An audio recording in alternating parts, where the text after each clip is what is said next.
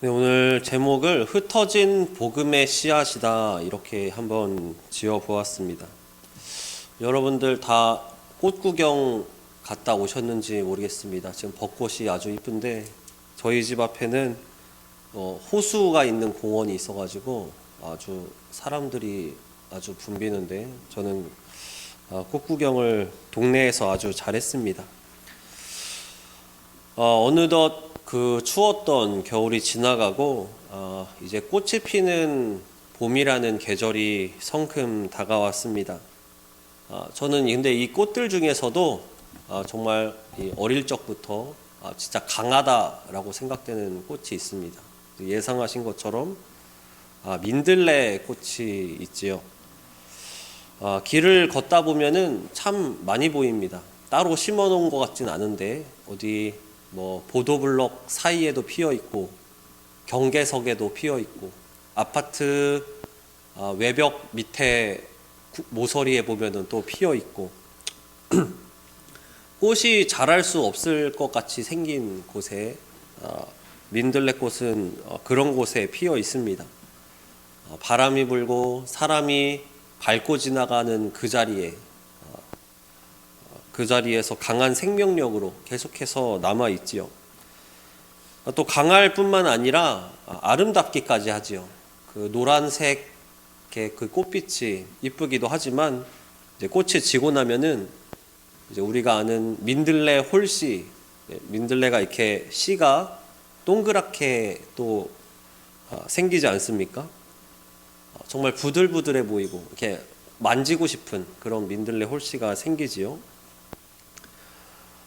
정말 그 모습 그대로 아름다운 민들레 홀씨의 모습이지만 그 민들레 홀씨의 진짜 사명은 그 꽃대에 꽃줄기에 그대로 매달려 있는 것이 아니라 다른 생명을 다시 피워내기 위해서 거친 바람에 날아가야 하고 또 사람의 발길질에 의해서 그 홀씨가 흩어져서 줄기를 떠나 흩어져서 다른 땅으로 날아가야 합니다.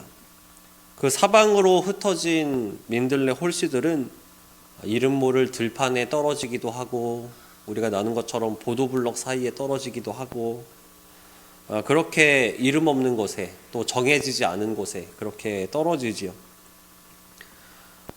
동그랗게 또 보송보송하게 피어난 그 민들레 홀씨가 너무 그 자체로 아름답지만 반드시 이 흩어지는 일이 있어야지 새로운 또 아름다운 민들레 씨가 피어나는 그러한 일을 우리가 보게 됩니다.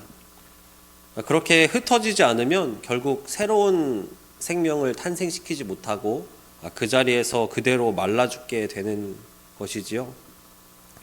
우리가 오늘 읽은 사도행전 8장 말씀에서도 예루살렘 교회가 마치 이 민들레 홀씨가 퍼져가는 것처럼 사방으로 흩어졌다라는 장면을 보여줍니다. 우리 이전에 나눈 대로 사도행전 이후에 예루살렘 교회는 너무나도 은혜가 넘치고 성령으로 뜨거운 그렇게 기도하는 공동체였습니다.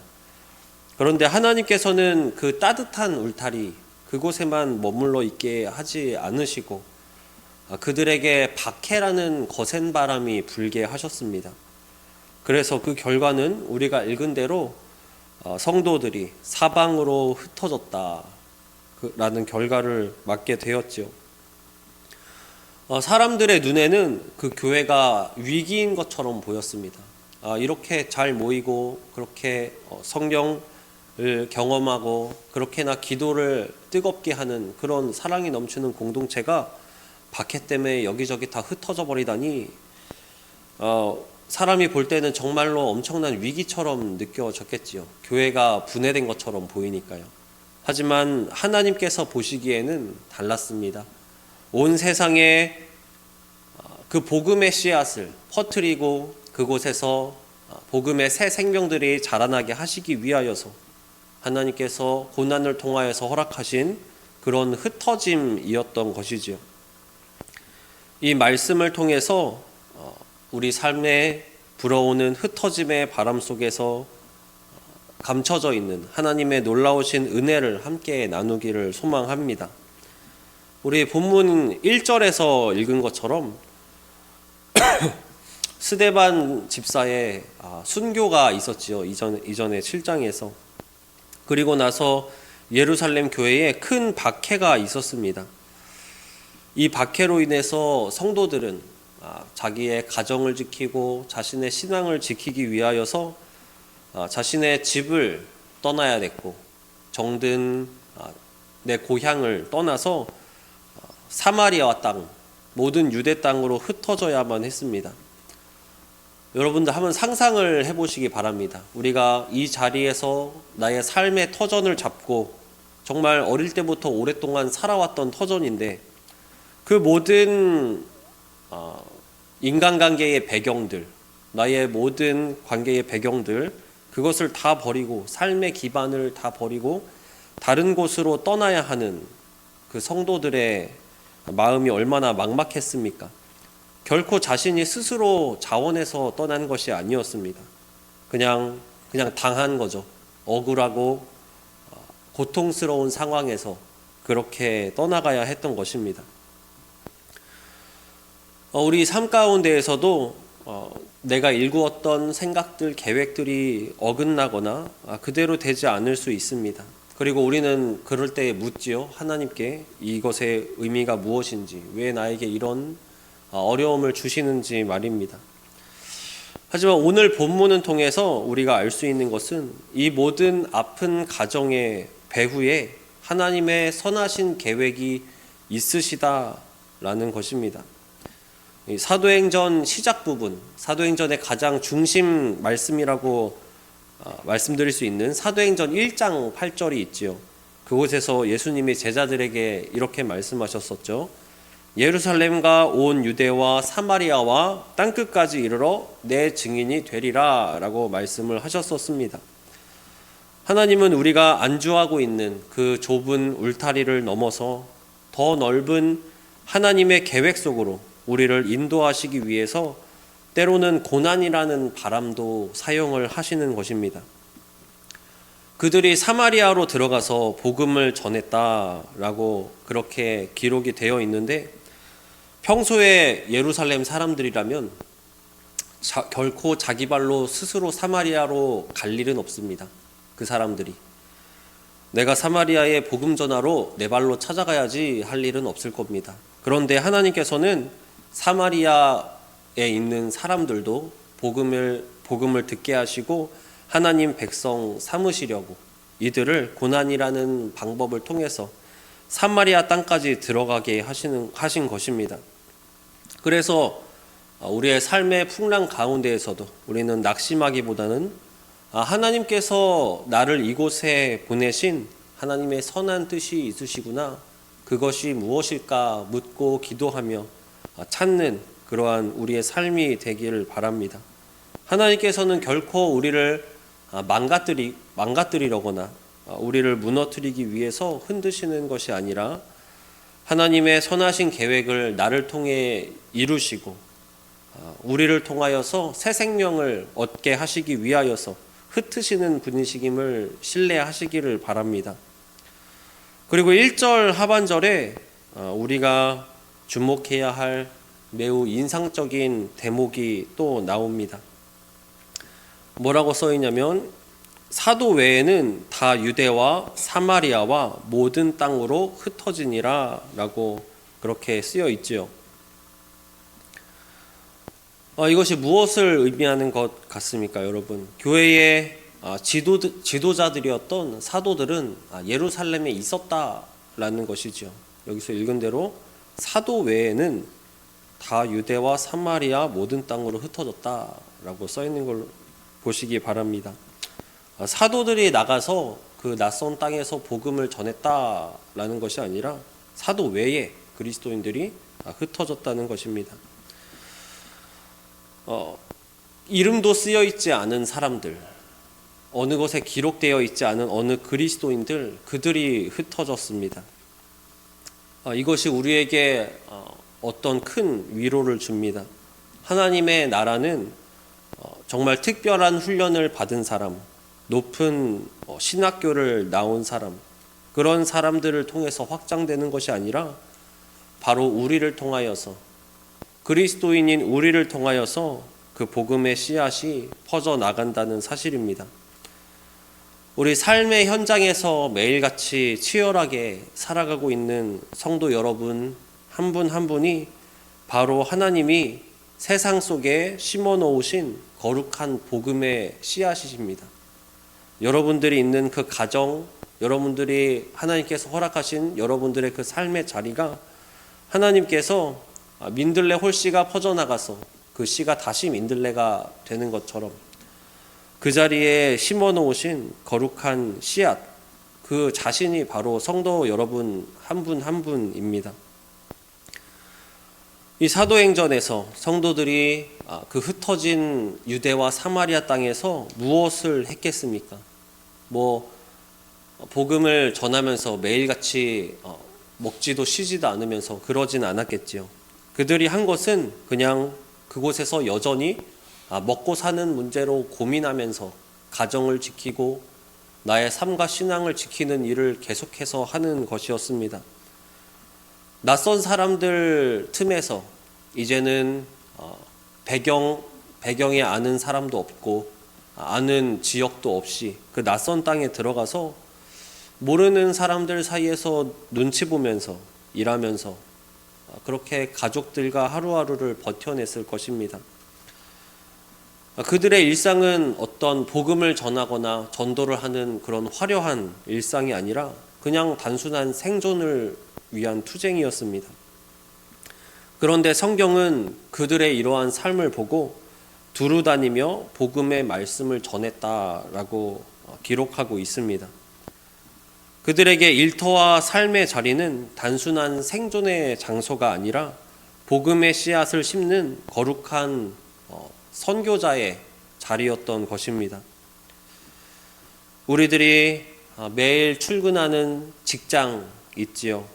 그리고 우리 어머님들은 매일같이 또 자녀들을 양육하는 그 현장에 있고, 또 이웃을 만나는 평범한 우리 동네에서의 삶, 그 가운데에서 우리가 신앙적 의미가 이곳에는 없지 않나라고 느낄 수 있을 것입니다. 매일같이 어린 아기를 보면서 집안에 아기와 단둘이 있는 우리 젊은 어머니들, 그 안에서 이것이 정말 참된 신앙적 가치가 있는 일이야 라고 느끼는 것은 고된 일이겠지요.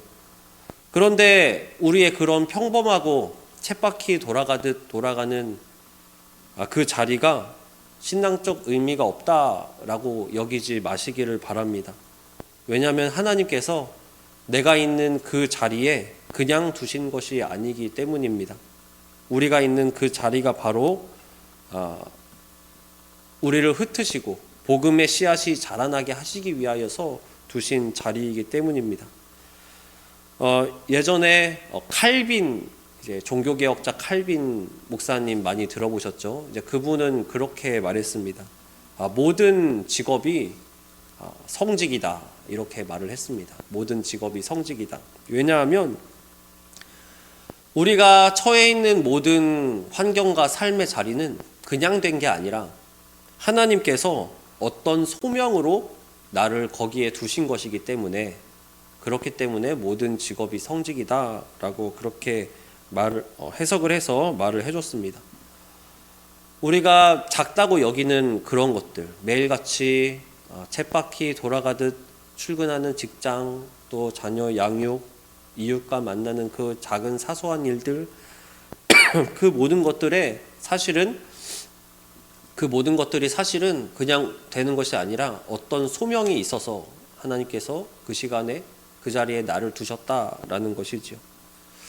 내가 맡은 그 자리에서 정직하고 성실하게 임하는 것, 그리고 그곳에서 만나는 이웃들에게 진심으로 공감하면서 따뜻한 말을 건네는 것, 자신의 자녀를 하나님의 사랑으로 인내하면서 양육하는 것, 그 모든 일상적인 수고가 사실은 거룩한 성도가 드리는 예배가 되는 것이고 성교적 삶이 된다라는 것입니다.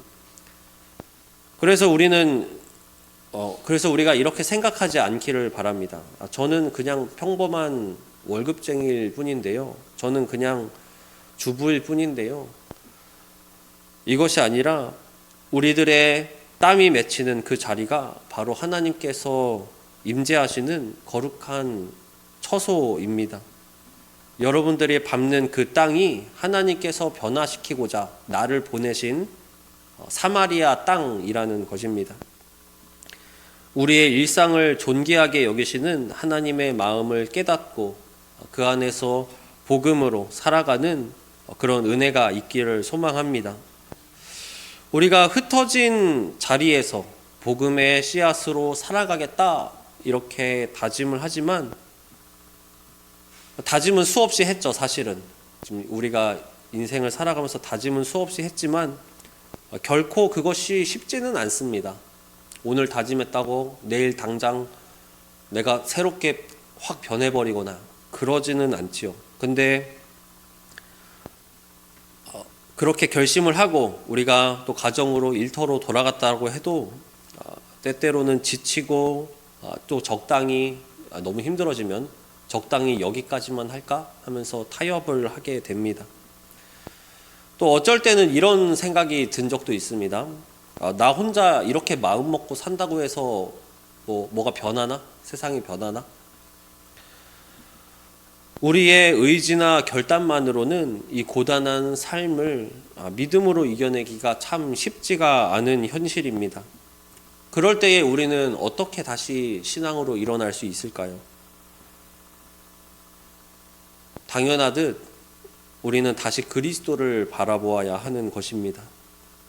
우리가 민들레 홀씨가 그 동그랗게 있는 상태로도 아름답지만 그대로 있으면 썩어져서 아무 생명도 맺지 못하는 것처럼 흩어져야 생명을 이뤄낼 수 있는 그 신비함이 있는 것처럼 예수님께서 성도들에게 사도행전의 성도들에게 그렇게 하셨는데 또 우리 천은교회에도 각자의 삶의 자리라는 곳으로 우리를 흩어 놓으셨는데 사실은 예수 그리스도께서 그 일을 먼저 하셨습니다.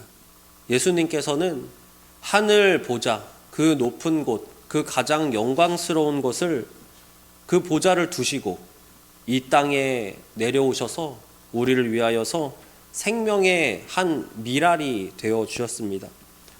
우리 저번 주에 청년들이 미랄 찬양을 했었지요. 그 하나의 미랄이 생명이 된다는 그 찬양 말입니다. 예수님께서는 하나님 우편이라는 그 가장 높은 평안한 자리에 계셨음에도 불구하고 생명을 위하여서 우리를 살리시기 위하여서 그곳을 떠나 사람의 몸을 입고 우리 가운데에 내려오셨습니다. 그리고 십자가라는 거센 진노 앞에 자신의 몸을 완전히 찢기게 하셨습니다. 채찍에 맞으시고 못 박히시고 그분의 생명이 사방으로 흩어졌지요. 그분의 찢기심과 죽으심이 있었기 때문에 오늘 저와 여러분들이 새로운 생명을 얻어 이 자리에 나와 예배할 수 있게 된 것입니다. 우리가 흩어진 일상의 자리에서 견디고 꽃피울 수 있는 힘은 결코 우리 자신의 힘에서 나오지 않습니다. 내 안에 살아계신 나에게 먼저 그 생명의 씨앗을 허락하신 예수 그리스도께 있습니다. 나를 위해서 기꺼이 흩으신 예수님의 생명, 그 십자가 사랑을 깊이 묵상할 때에 우리가 비로소 세상의 거친 그 풍랑 속에서도 꺾이지 않는 담대함을 얻게 되는 것입니다. 내 안에 예수님이 나를 통하여서 흘러갑니다. 어디에서 흘러갑니까? 우리 각자가 흩어져 있는 그 삶의 자리에서 예수님이 나를 통해 흘러갑니다. 그때에 우리가 있는 그 삶의 자리, 내가 매일같이 쳇바퀴 돌듯이 출퇴근한다는 그 자리, 매일같이 어두운 방 안에 있다고 느끼는 그 자리가 예수 그리스도로 인하여서 그것이 바로 천국의 삶이 되는 것입니다. 그리고 우리가 전하는 복음의 말, 우리가 행하면서 드러내는 그리스도의 영광은 나의 것이 아니라 그곳에 있게 하신 예수 그리스도의 흔적이라는 것을 잊지 마시기를 바랍니다. 우리 말씀을 맺도록 하겠습니다. 우리 앞으로의 일생도 또 가깝게는 이번 한 주간도 우리 예배를 마친 후에 각자의 삶의 자리로 돌아가게 될 것입니다. 우리 교회에서 또 구역 모임을 통해서 나의 삶은 이랬습니다, 나의 상황은 이랬습니다 라고 서로 나누는 일도 많이 하지만 결코 주변에 나눌 수 없는 그러한 나의 삶의 자리와 나의 환경들이 있지요. 그 가운데 그것도 하나님께서는 다 알고 계시고 가장 깊이 알고 계신 분입니다. 그 자리 가운데에 하나님께서 나를 보내셨고 언제나 우리를 보호하시면서 큰 계획으로 우리를 이끌어 가심을 믿으시기를 바랍니다. 먼저 삶의 변화를 두려워하지 마시고 하나님께서는 우리를 흔드실 때에 우리를 무너뜨리기 위해서가 아니라 그 새로운 생명을 위하여서 흩으셨다라는 이 말씀을 기억하시길 바랍니다. 또한 두 번째는 우리의 직업과 소소한 일상들, 그것이 신앙적으로 전혀 의미 없는 것이 아니라 그곳이 바로 나의 삶의 예배의 장소라는 사실을 잊지 않으시기를 바랍니다. 그 삶의 예배의 장소에서 나 자신에게 그리고 이웃들에게 그리스도가 흘러나가고 있는 것입니다. 그리고 이것이 우리 뜻대로 되지 않지요. 십자가 사랑을 반드시 붙잡으시기를 바랍니다. 사람의 힘으로 되지 않는 그 일, 그리스도께서 먼저 우리 안에 생명의 씨앗을 주셨고 우리가 그것을 전하는 것 뿐입니다. 그리스도께 의지하며 예배자된 삶의 자리에서 생명의 씨앗을 품어내시는 그 그리스도의 은혜를 충만히 느끼는 우리 모든 천능의 성도들 되기를 원합니다.